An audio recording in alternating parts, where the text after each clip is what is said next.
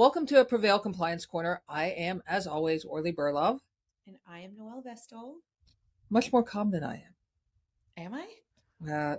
Well, either that or you're like breathing in deeply. Boy, Zen. It's Friday morning, Orly. You have All to right. be zen on Friday mornings. Well, here are 12 things, 12 reasons to get pumped this morning. Actually, it is the title of today's conversation is the CMMC Compliance Checklist.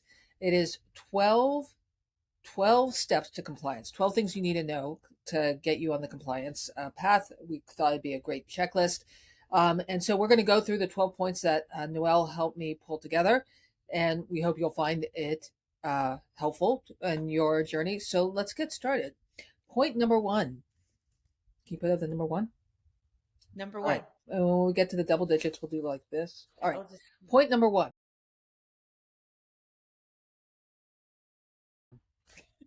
Determine what level of CMMC compliance your organization requires. What does that mean, Noel? That is, I mean, it's really just as simple as it sounds. There are 3 levels of CMMC: level 1, level 2, and level 3. If you have some sort of contractual obligation, or if you know you're going to have a contractual obligation and you know, like, oh, I know I'm going to have level 2, or I know I'm going to have level 3. Yeah, that's what you want to do. Because if you don't determine what level you're at, it's going to be really hard for you to scope anything. And basically all the rest of these steps mean nothing if you don't know which actual like assessment objective you're going towards or you're trying to work for. I think the other point to add there is if you are handling CUI and you have a DFAR 7012 clause in your contract, Yep. you are already required to meet NIST 800-171, the 110 controls there. And so you already know that you will have to meet CMMC level 2. So Yeah, the odds are pretty high that you're going to have to meet level 2. Yeah, I mean, obviously we don't know what's going to happen with rulemaking at this point, but yeah, the odds are pretty solid that in you're going to have. Vegas, if they were to take odds in Exactly. Vegas. All Right. right. All right. Can you hold up the number 2?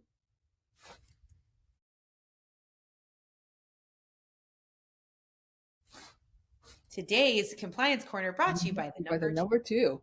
All right. Ensure that you have a point person on your team.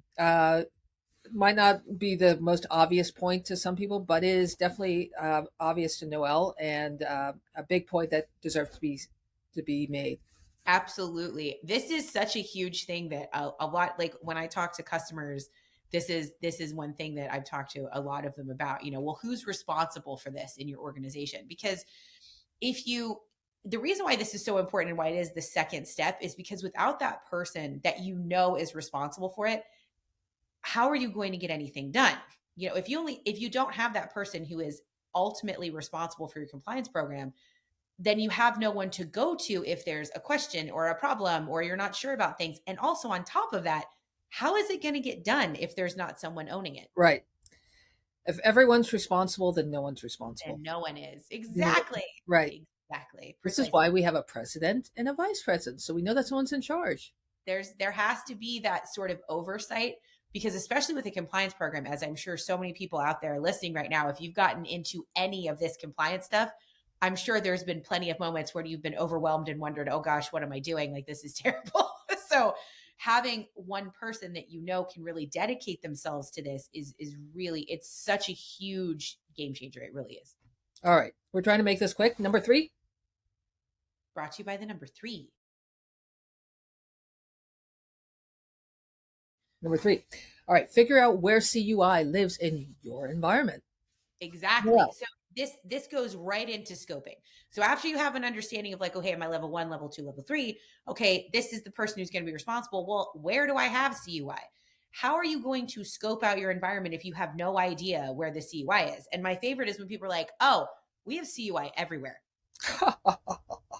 Please don't do that. No? Is that a no-no? No. It's a no-no. It's that it's a very, very big issue when it comes to security and compliance, because the larger the scope, the larger the possibility of someone infiltrating it. Right. I mean, it's just that simple. The more security ground you cover, the more likely it is that something could go wrong. If you keep the scope as small as possible, keep the CUI in one place, like for example, a Prevail situation, you keep everything in that one place. You know where it is. You know who has access. You're only dealing with that one place versus, well, I have it in this system and I have it in that system. It's in this system. It's over here and it's over there.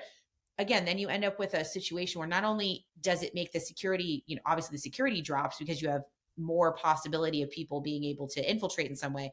But on top of that, you also have more work. You're just making more work for yourself Right. because every place CUI is at is going to have to be documented, which we'll get to in a minute.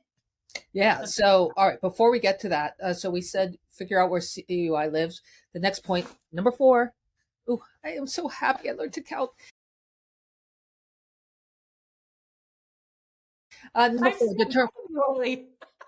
determine who has access to CUI. And if Noel is one of those people, rethink that. Just don't do it. Just Yeah, don't do let it. Noel. You don't want to know what happens when Noel has. Nobody wants that. Nobody wants that. All right, Noel. So determine who has access is very similar. It goes right along with where is your CUI. Obviously, if you decide CUI lives in this place right here, okay, well, who's going to be able to see it? It's a natural next step. Who's going to be able to access it? Who's going to be able to edit it? Who's going to be able to interact with it? Can these people, download it? Can they keep it? There's all these different things where you have to think about with access and then who the people are who are going to have that kind of access. Yeah, and importantly, who doesn't have access. So and who doesn't have access. Exactly. That's right. Absolutely. That's right. Okay. Point number 5. Number 5. All right. Number 5. There you go. I was too close to the screen. Yeah. Point number 5. Determine what technologies you're going to use to protect that CUI. Yes. Because again, once you figure out where, okay, what kind of CMMC level do I need? Okay, great. Let's say it's level 2. Oh, got to do 110 controls. Who's going to be responsible for that? Well, that's going to be Noel. She's going to take care of all that. Oh, that's so nice of Noel to do that. That's great. Okay, cool. So who's going to have access to it? Well, it's going to be Orly and Noel, and that's it. Nobody else. Okay, cool. But okay, well, how are we going to keep it safe? Great question. Yeah. We're going to put a pit bull around it. Right. So you have to make sure, again, like we were talking about, scoping it down as far as you can. You want to keep it in a secure location. Obviously, there are requirements for FIPS 140-2 validation for storage and transmission, and there's a lot of other things that you need to look at. So make sure that you review those controls that talk about protecting the actual in-transit and storage of CUI, because obviously those technologies you look at have to be able to do that and have to be able to be compliant. Yeah. And so if you're using a technology, whether it's a Prevail, a Microsoft GCC High, whatever works for your organization, you need to make sure you have that. And you also need to make sure that it's FIPS 140-2, that if you're using a CSP, that they are FedRAMP moderate or equivalent, that the platform can support DFARS C through G. Yep. The list goes on. And the list goes on. So not a number to be taken lightly. Indeed. Yes. Definitely want to do your research on those technologies before you invest in them. Definitely. Yes. Which brings us to our next step, which is, and this could be optional, is hired an RP or an RPO to kind of help you with the implementation of the technology, because that's not necessarily something that can be just glossed over. And someone to also help you maybe with your written procedures and policies. Correct. Yeah, absolutely. So yeah, just what you said. This is totally optional. There are some organizations that are completely fine with who they have in-house. They don't need any additional help, and that's great.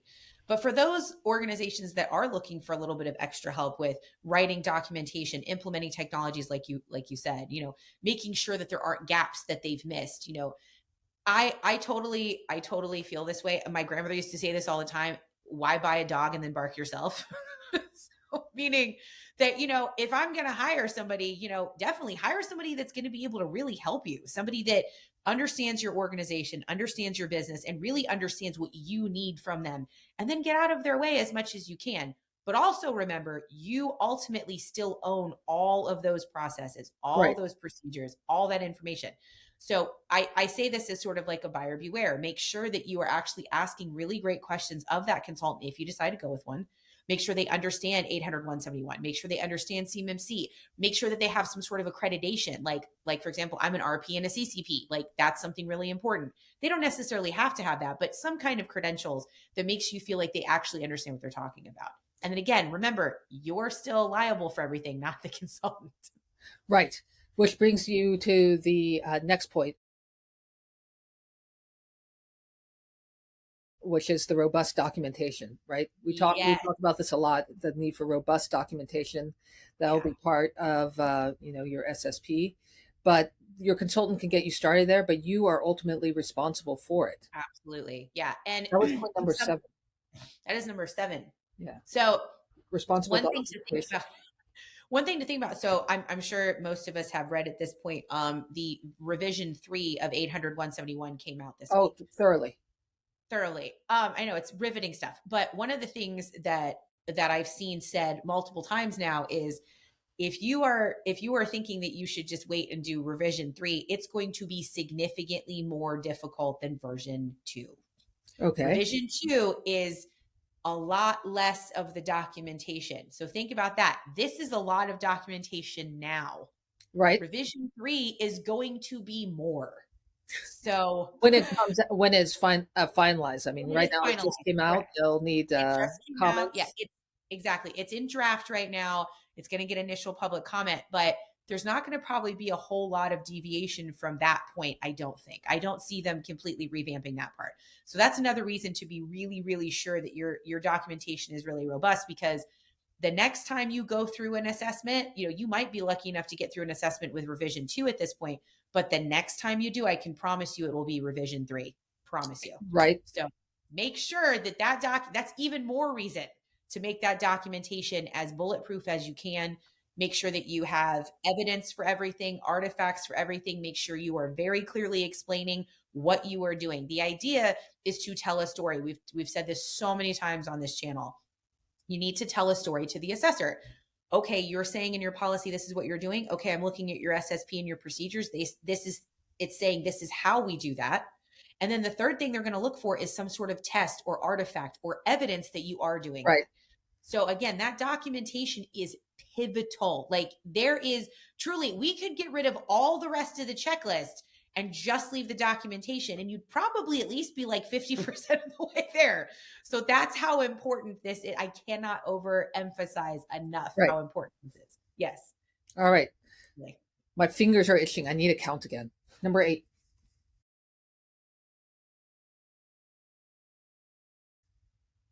8. 8. All right. Number 8. Create poems for any of your one pointers. So the Yep. point there before the one pointers is that all of the 110 controls have a point value associated with them.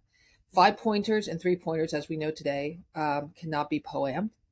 Only some of the one pointers can. Is it some or all one pointer? So it's a very delicate way that it was explained. So if you have not looked at the CMMC Assessor's Procedural Guide, which is called the CAP, that's if you've heard of that, I believe it's on page 33. It actually lists out the least eligibility is what they call it. So there are 53 or 52 controls that can be poemed, but it is up to the discretion of the assessor. And it also is you are required to have most of that thing done. So like, let's say, you have to like update a document or something. You should have it like 95% of the way there. And maybe there's that last little 5%. That's where the assessor can say, oh, this is fine. Go ahead and poem it. I'll come back. Do not think that you can just disregard all the dash ones, if you will, the ones that are one pointers, because you can't. You have to have at least enough of it done to make the C3PAO who is coming to review it and to assess you, making them feel confident enough that you'll be able to finish it in the 180 days that you were Right. given after an assessment to address it. So that's something very, very important to make clear. You have to have most of it done That is a already. good point, right? It's Yeah. like maybe it's missing a signature or two. Or maybe, you have this type of router, but you need a different type or whatever. But it's going to be more simple and quote unquote easy fixes than it's going to be like, hey, you need to completely rewrite your entire SSP. That's not going to be a poemable item, like you Right. said, because that is a 5-point situation. So you can't do that. So yeah, the 5 points and 3 points, you're not going to be able to have any poems on at all. But again, those one pointers also, you got to at least put in some effort. Definitely. Got it. All right. Important thing to do. All right, the last thing we say is conduct a self-assessment against NIST 800-171 alpha. Now, Yes. I mean, and so that's point nine as we're keeping track. All right. I think one thing to be said there is um, probably initially you will want to have read NIST 800-171 and know, as you're trying to make sure you're filling all the technologies and the documentation, you're using NIST 800-171 as your guideline. Right. Now we're talking about NIST 800-171 alpha, which is how an assessor is going to actually look at each of those controls, right? NIST Correct. 800-171 has 110 controls, which map to 320 objectives. Yep. And so when you do a self-assessment, it needs to be against those objectives. What do you want to add there? Yeah. So, I mean, you covered so much of it. It was perfect. But the one thing I definitely want to add is that remember, NIST 800-171A is the standard and will continue to be the standard. This is something I always like to point out. CMMC is not a framework. CMMC is a certification of NIST 800-171. Right. So yes, there is CMMC information out there. There's an assessor's guide, which is actually really great. If you have not looked at it, it's wonderful. It is based on 171A. Everything is based on 171A. So exactly, you need to conduct that self-assessment based on 171A. And that's if you're at level 1, level 2, or level 3, because level 1 has to do a self-assessment. So does level 2 and level 3. Just because level 1 only does the self-assessment, that's great, but level 2 and 3 still have to do them as well. And you also, if you have a DFAR 7019 clause, you're going to have to put that information into SPURS anyway. So this is something that actually we could even say could be repeatable. Like this number 9 could also be, 0.0. Like you do that, you put everything into SPURS and then go through these steps. Right. But definitely once you've gotten things in a place where you feel comfortable, you want to go back through and assess yourself again, honestly. Right. And it doesn't have to be a self-assessment at this point if you don't want it to.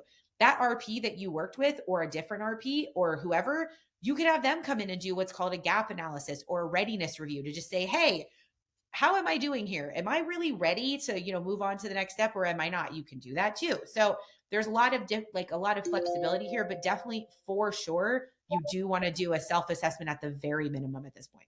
All right. Let's see if we can't get through these last ones We can quickly. do it. Let's do it. All right. Number 10.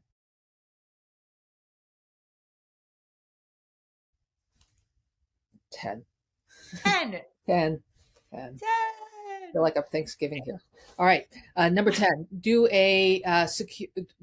Have a process to close any of the security gaps, right? You just did a self-assessment against Yep. NIST 800-171A.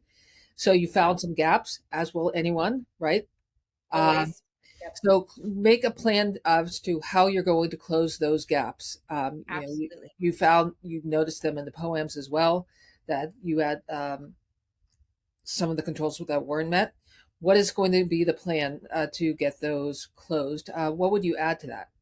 I would say that, yeah, it's not only just the plan of what you would get closed, but then also make sure that if there are things you find in your assessment that are not on your poem, put them on there and then work through them on your poem because your assessor is going to look at that poem information and say, oh, look, you had a thing that wasn't 100% and now it's 100% and I can follow the whole story along, on this list or whatever you have to track poems. So that's something really important to do too. Like make sure that when you find those security gaps, throw them on your poem and make sure that you close those bad boys out as quickly as you can. Because again, it tells a really great story to the assessor. Yep. All right. Number 11, and then we're 12, and then we're done. Number 11. All right. Number 11, get a readiness review with an RP or an RPO. So we had that in the previous step, but we're talking about it now before you move on. You want to get that readiness assessment taken care of. What is the readiness assessment going to do in this case? It's a great question. So a readiness assessment, there's a couple of different ways you can do it. This is not really a gap analysis. You're talking about a readiness assessment, which is just a yes or no. So essentially you could actually go to a C3 PAO or an RPO to get this done. It's up to you. You can't go to the same C3 PAO I don't think that you're going to be using for your assessment, but you certainly could go to one. And they will literally do a thumbs up or a thumbs down on every one of your controls. They will not tell you what's wrong with it if it's a thumbs down. They will not tell you what you need to correct if it's a thumbs down, but they'll just say, this one isn't enough. And so then you have to go back through the whole process and say, okay, well, where did we miss the mark? What do we need to change? And then that way, hopefully you can get it where it needs to be so that you can go to the final step. Well, so if they're not going to tell you what is wrong, like they'll just say, okay, Yes, or multi-factor authentication, you didn't meet it. How would you that find out? reminds That is a great question. So that's where you go back to if you're working with a consultant, you would go back to them and say, listen, this is what the RPO or this is what the C3PO said. What do I do here? What do I do? So a readiness review may not be right for everybody. It could be a situation where you have a gap analysis instead, which is different. A gap analysis is exactly what it sounds like. It's analyzing where you have security gaps, and it will tell you, hey, this is where that gap is, and this is why it's there. You should probably address it. Now, both of those different types of it, like you sort of mini baby pre-assessments, obviously the gap analysis is going to be more money than the readiness review, right? The Right. readiness review is a yes or no. The gap analysis has more intellect with it and more analysis involved. So it's really up to you and your organization as to what you think is going to make the most sense for you. All right. And then we get to the last point, number 12.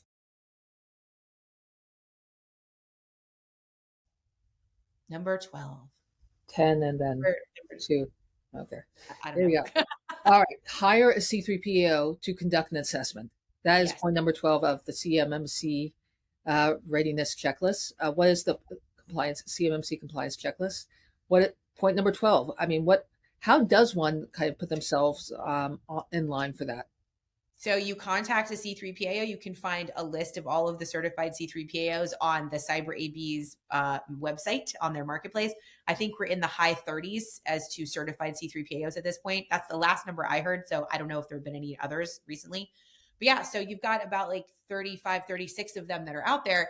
You just find the one that you feel comfortable with geographically, or maybe somebody there or somebody recommended you, whatever, Right. and then you go and contact them and get on their schedule basically. And I will tell you that most of our C3PAO partners are booked out for a while. So if I were you and you're in a place where maybe you're even like halfway through your assessment, your assessment prep or your compliance posturing, I would highly recommend reaching out to C3PAO if you do want to get an assessment done this calendar year, because a Yep. lot of them are getting incredibly busy.